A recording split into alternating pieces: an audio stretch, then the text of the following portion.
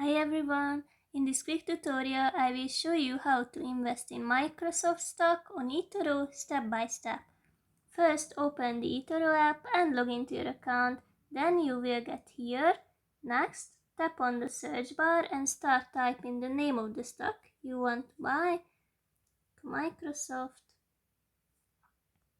Choose it from the search results and now tap the trade button to start your purchase. Decide how much you want to invest. The cool thing is that actually you can buy fractional shares and you can adjust a few settings. For example, you can set a stop loss price, which tells eToro to automatically sell the stock if its value drops to that level, but it's possible to set it after the purchase as well. Now, leverage is optional. Personally, I just leave it at 1x always.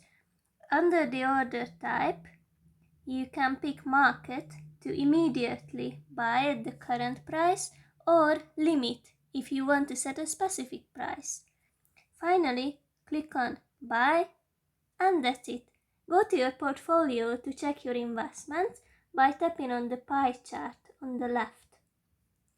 Please note that this video is for educational purposes only and is not financial or investment advice.